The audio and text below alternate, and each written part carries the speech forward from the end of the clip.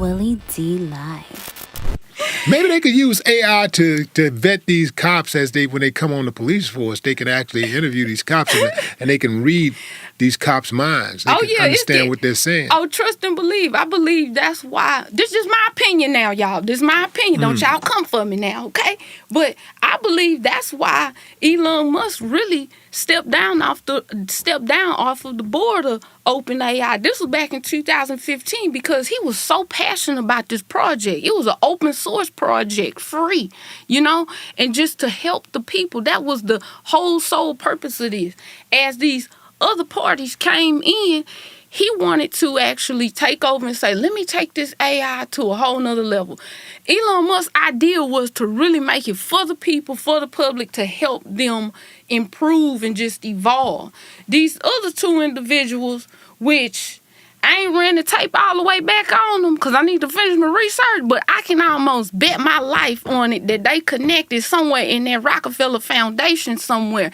And they said no. And they fought this man and went back and forth until he just freaking stepped off the board. I feel like when a person is wholeheartedly passionate about something, you all of a sudden you just step down off of it without a real reason. And his reason was, this is what he told the public though, this is what y'all gonna read, that it was a conflict of interest with him building AI for Tesla. They have no correlation to each other. That man wanted to take over, and them other two told him, hell no, Billy Joe. And I know why they told that man that. Because they had a whole nother agenda that they got to carry out. They didn't really expect AI to blow how it blew. So what do you suspect that agenda is? Again, mass control. Once they get us enough adapted to this technology, us putting all our information in there, they already watching our houses with everybody who got that little vacuum robot vacuum in their house, that little circle one. That's snitching. Yeah. The snitch vacuum. You got the snitch vacuum. Yeah, the little snitch vacuum. All these things are working together for collectiveness, And I feel like this mastermind that's being built, what's going to happen, and they already been working on it. People are going to feel like we're not human anymore, and we're just here in the Matrix, and AI is taking over. And you know what they're going to offer us? The ability to be a superhuman. And they're going to ask you, do you want to be a superhuman? You know how many people are going to say that they want to be a superhuman? You know what they're going to do? They're going to chip you. This already in the making. Mm-hmm. They're going to put this chip in you, right under your skin. They've been working on that. And what this chip is wired up to that database of the mastermind. So now you get to be a superhuman and think much faster, and your ideas come much faster because you got this chip inside of you. So now when somebody asks what's 2 times 2 or whatever, and let's say a child might think about it slowly, if they chipped, they moving quick now because they got the chip up there. They're superhuman. And with that, there's a price to pay, of course, because now we might have chip bills. You know what I'm saying? You ain't pay your chip bill. You acting a little slow today, Willie. You know what I'm saying? Yeah, and if you don't pay it, they shut it off. Yeah, they can remotely shut it off. Absolutely. Well, you can't even get out of the bed. Absolutely, because you know why? Again, it takes us back to the human body is the most complex piece of technology there will ever be. The brain is equivalent to that CPU in a computer. The central processing unit is up here. If they can get up here and you voluntarily give them access to this, you can hang it up. I know I ain't finna get chipped. I don't want no chip. Well, check this out. I stay solo. Well, I think there's a precedence for this. I think there's a precedent for this. There's a precedence. So the vax, right? A lot of people knew in their heart that thing was not ready. They knew it wasn't safe. Yeah. But they were pressured by the government, the media, their employees, their employers, their friends, their social circles, their family members. Yeah. If we got it, we got it. Oh, you ain't got it. Oh, get out of here. You can't come over here. You can't come here. Facts. So it could be the same thing. So we've already seen this play in our generation. In our lifetime, we've already seen this play out. How it's going to play out.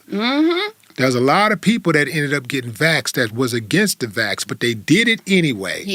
Because they didn't want to be fired, most of them. They didn't want to be fired, and they didn't want to be ostracized. Right? We got problems. This chip is going to be an even greater game changer. Like, I was one of the few people, celebrities especially, who was vocal about not taking the vax. And Good for you. They gave me all kind of hell. They was mad. But I don't mind, because if I feel something in my heart, if I feel like, if I think I'm right about something, I'll stand on it. Facts. And if you can prove me wrong, I'm open to that too. I'm open to you actually proving me wrong. But they were never able to convince me that thing was safe. They could not convince me that it was safe. I mean, that's one of the things that just boggles me. And I had to come to realization and just to grips with myself that, the masses, they just not all that intelligent how we really think they are. There's a certain group of people that just, no matter what you tell them, no matter what they do, like, this is how I explain it. We're in a movie set, right? And you the star, I'm the co-star. We got some other lead role players, right? Lead role players. We're on the movie set. What would that movie be if we didn't have them extras? Let's say we're doing a restaurant scene. What would that movie be if we didn't have them extras in the background eating back there in the movie set? You know what I'm saying? The little gibberish. In the door. The little gibberish conversations in the background. So when you think about this, you want to say Matrix. Yes, we the star of our own movie. Yes, we creating our own reality. But those extras gotta be there. They gotta be there. And that's just what they are. Some people walking around, they just extras. They don't have no main roles in this movie and in this world and this agenda that we trying to fight for. They just extras. They could care less. They ain't even, matter of fact, they ain't even getting paid to be the star role or anything. They probably got paid $100 to come on the set. So that's how you got to think about it. So for every person you drive down the street, you look over there to the right, see somebody at the red light. Oh, it's probably an extra. See, you a main character. You a main character. You see, you got a main role. Right? I'm a main character. I need my money too. I need that main character money. I think I'm worth at least $100 million per episode. I mean, per film. I just love the way your mind is wired. Like the way you think. I have and no the way chip. And the way you, you sure about that? I love it. But the way you simplify things, it is brilliant, and I can understand why you're as successful as you are. How many people is in the Stack Network? Right now, we have about, I'm going to say close to about 300. About 300. That's a good network. That's a lot of people. Yeah. And I'm going to tell you, a lot of these people, they knew that I was, we're going to go somewhere a little bit, because I want to talk about something that a lot of people really don't talk about, and I didn't think we was going to go here, but it just dripped in me, so we finna go there. Entrepreneur's depression. This is something that people don't really talk about. And shout out to the Stack Wealth Network people that actually pay their monthly bill. Even when I was going through my shit and I wasn't able to be there for them people still paid their bill and was like, Kane, do your thing. Get better. Come back. We already know what it is. And do you know how that makes me feel to have a group of people support you like that? Man, I was like, man, that was nothing but the Lord. Like, man, I'm in my purpose, and you got that certain that covering when you in your purpose. You ain't got to worry about nothing.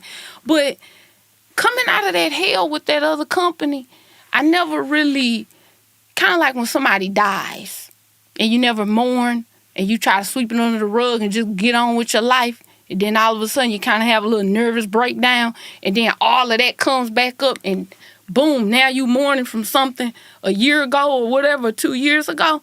That's how it happened for me. Running, keeping on going, pushing. And then one day I just broke. Like, broke down. I'm crying on a daily basis. Not know why I'm crying. I don't know. I don't have the answers. Like, my mind was just totally just gone.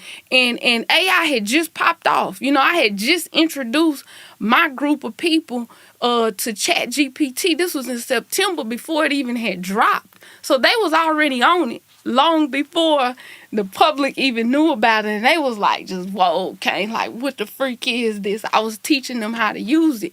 And during that time, I was like, I think it was just so much going on online. I just broke.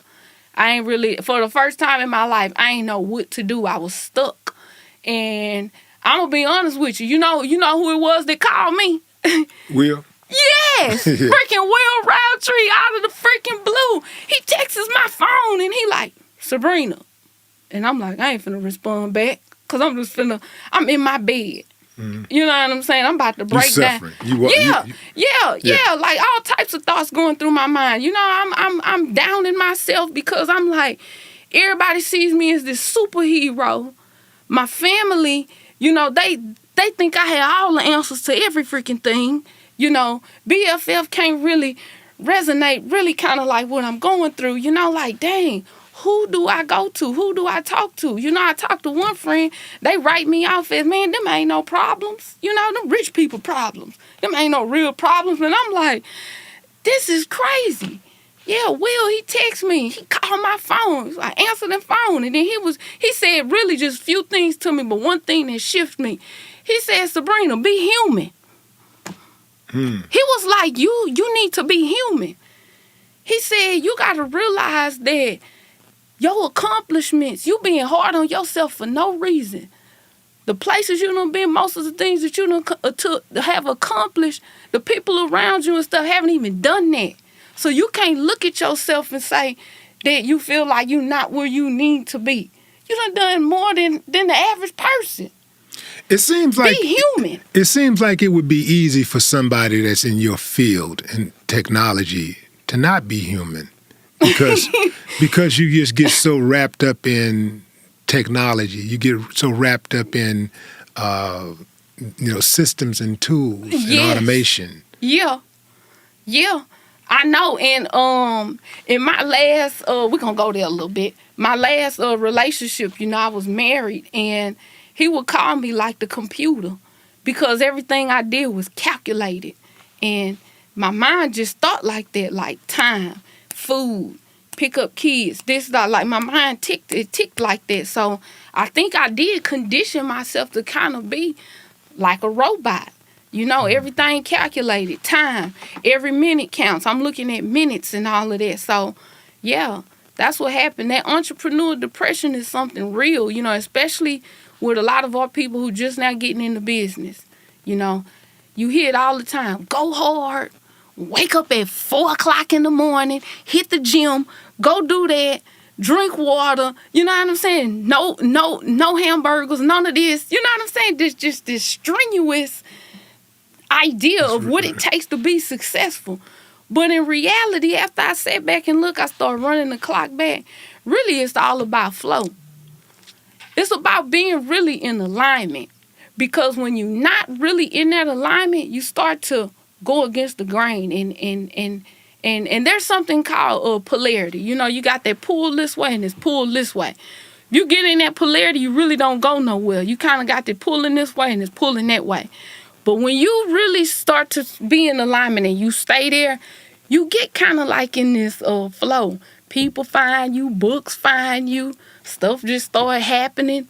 You know, and I think for a short moment, I really think, because my entrepreneurial depression, I really just came out like last month, to be honest with you. I was in that thing 6 months.